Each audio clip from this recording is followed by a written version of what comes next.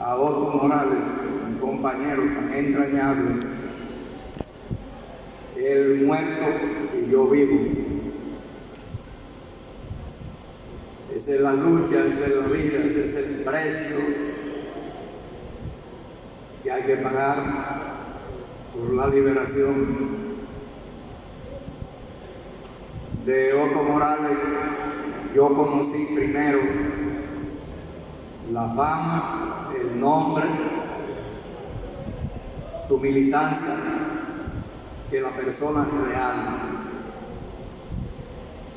Porque aunque en la militancia, en la participación política, puede decirse que éramos contemporáneos, aunque yo le llevaba 3 años,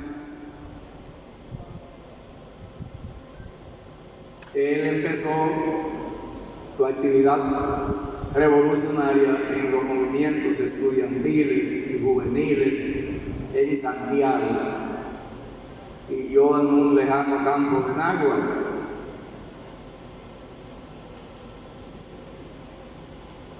Pero después del golpe de Estado principalmente y del fracaso de la guerrilla de 1963, en esa época, en los grupos de militantes de izquierda que nos reuníamos a conversar, siempre el nombre de otro salía a reducir en términos positivos.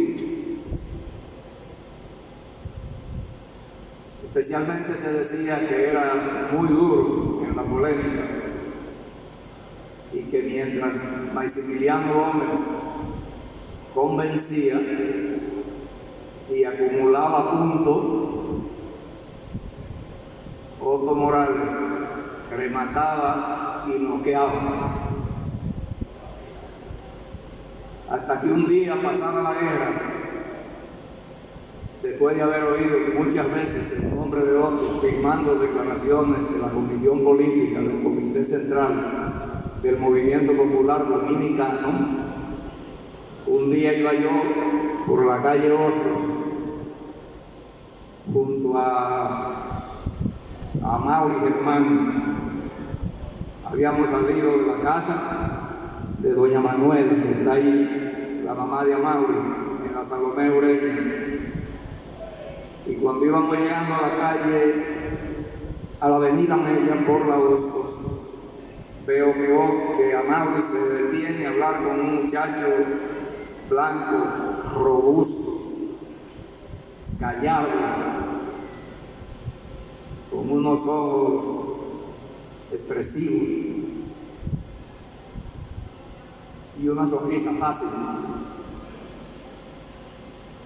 Me mantuve a cierta distancia y recuerdo lo pequeña que se veía la figura de Amauri, que era pequeño, frente a aquel muchacho grandote, este gigante.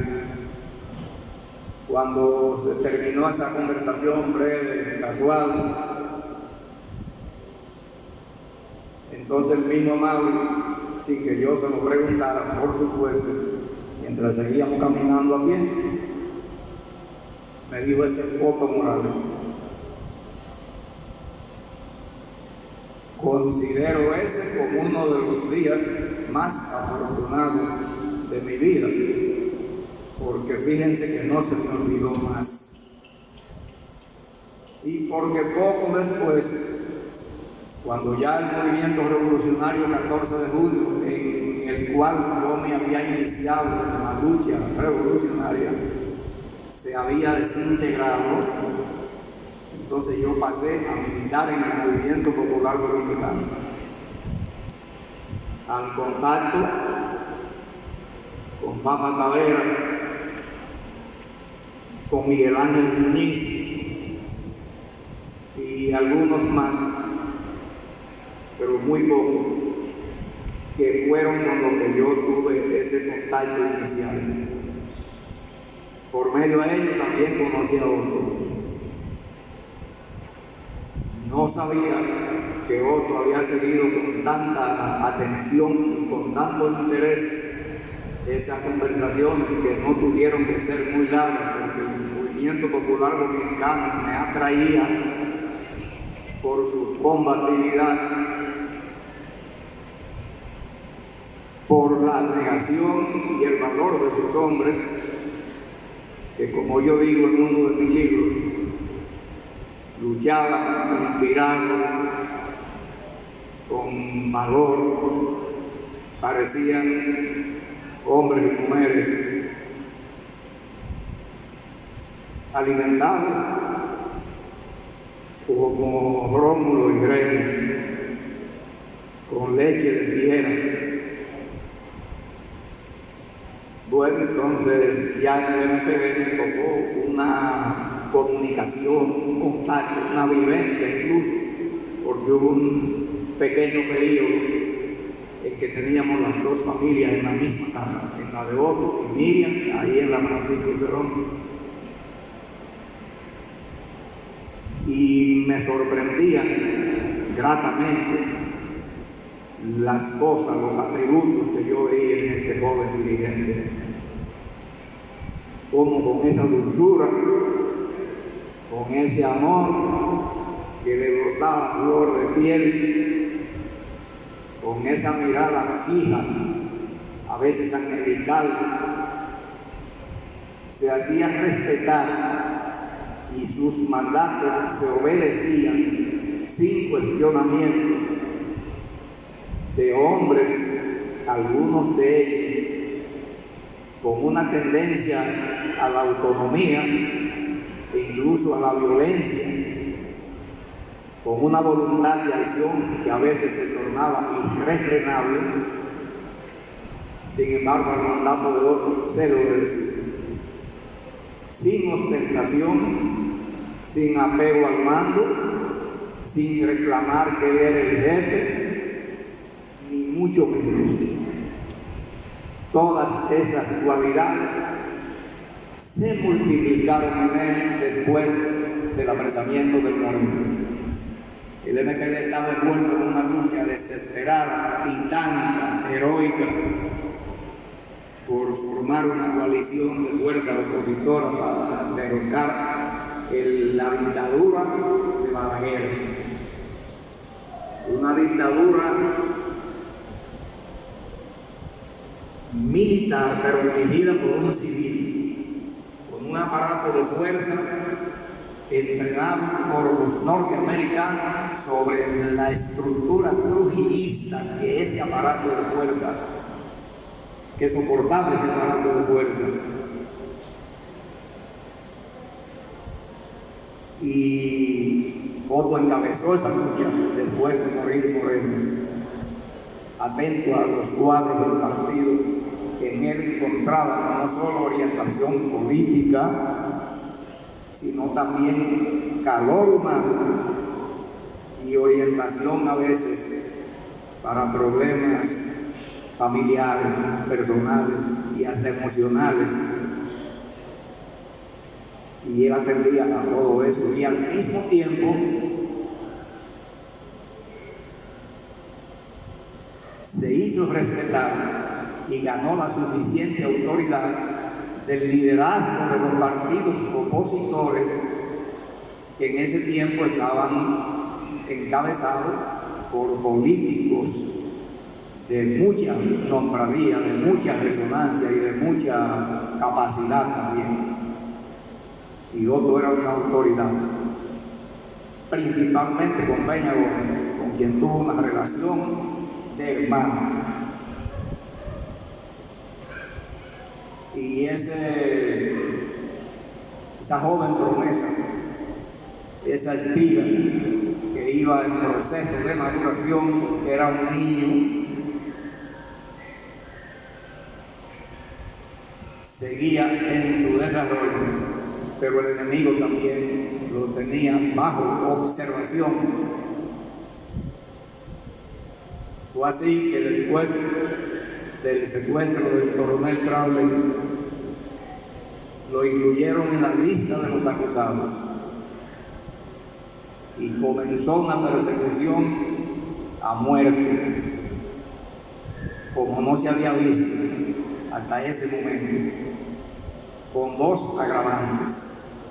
Una era que el enemigo diariamente lanzaba comunicados pintando a Otto como un villano, como un delincuente común, como un criminal, y que al mismo tiempo Otto tenía que hacer frente al bombardeo, a los ataques propagandísticos de una parte de la oposición y de la mayor parte de la izquierda.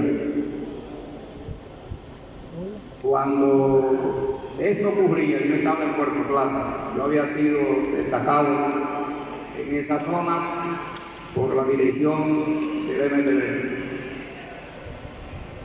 Un día se me apareció Miguel Ángel Muñiz y me dijo: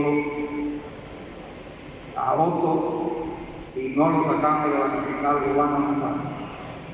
Digo, efectivamente, eso lo veo yo de aquí.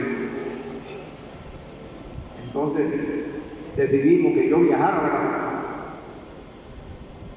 buscar a Otto donde quiera que estuviera y lo persuadiera para que se fuera hacia Puerto Plata, que se saliera del desierto. Lo encontré en una casa de aquí, de la zona colonial, por Ciudad Nueva, donde el patrullaje era tan intenso que parece que no había lugar ni siquiera para el tránsito. Con la misma serenidad de siempre, la misma alegría, preguntándome por la marcha de los trabajos del partido, no solo en Puerto Plata, sino en toda la zona, por los compañeros que él conocía, en fin. Recuerdo que le dije: vine a buscarte, gorila, porque por lo grandote, por lo cariñoso, por lo afectuoso, muchos le decían el gorila, tú no puedes quedarte aquí porque te van a matar. Esto es un cerco, aquí no se puede ni respirar lo correcto. Vengan a buscarme, pero preparen las condiciones, porque yo quiero pasarme antes de ir a Puerto Plata 4 o 5 días en Santiago. Vámonos, que la pasarás muy bien con nosotros.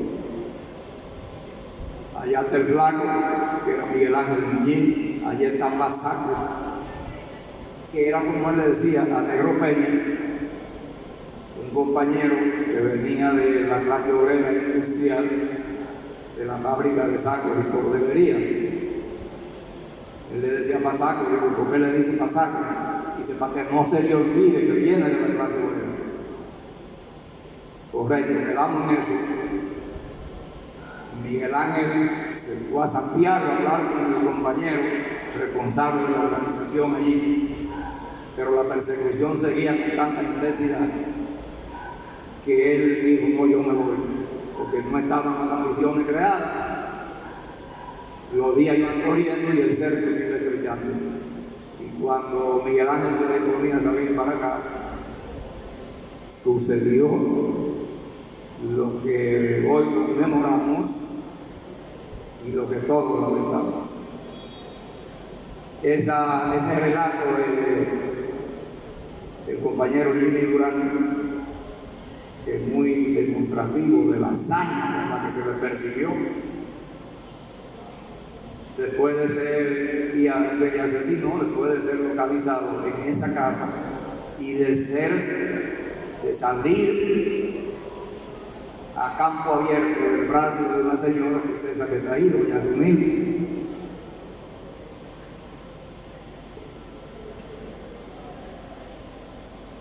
La pérdida de Otto, yo pienso que fue un golpe demasiado sensible. Bueno, Balaguer dijo en una oportunidad que el MPD había quedado acéfalo después de la muerte de Maximiliano Gómez y después de la muerte de Otto Morales, principalmente. Y yo recalco lo de principalmente, no porque Moreno fuera, no porque Otto estuviera por encima del Moreno, por el contrario, si algo hacía Otto era reconocer la inteligencia, el liderazgo, la autoridad y la personalidad de su líder, Maximiliano Gómez, que en una ocasión lo encontré contemplando la foto del Moreno y alabando la inteligencia de ese negro, como él lo llamaba cariñosamente. Fue una pérdida hasta la fecha irreemplazable, irreparable para mí, y perdonen que me vaya a lo personal, junto a la muerte de Manolo Tavares, cuya noticia conocí un lunes 22 de diciembre en una celda de la Victoria, junto a la ausencia de Manolo, la muerte de Otto es la que más me ha dolido, porque él no podía morir, no solo por el papel histórico que tenía que jugar, sino porque en el afecto no solo mío, sino de muchísimos dirigentes que están aquí, como Fernando de la Rosa, Carlos Tomás Fernández, Cucuyo Báez, Enrique Rivera, en el cariño y el afecto de todos nosotros, era inadmisible que Otto muriera. Pero esa es la vida. Lo importante es que aquí estamos. A mí se me queda la imagen de Otto. Desde entonces no puedo ver así, a simple vista, un lirio o un manantial de agua clara sin recordarme de su rostro, de su sonrisa, de su jefatura, de su aliento y de su personalidad. Muchísimas gracias.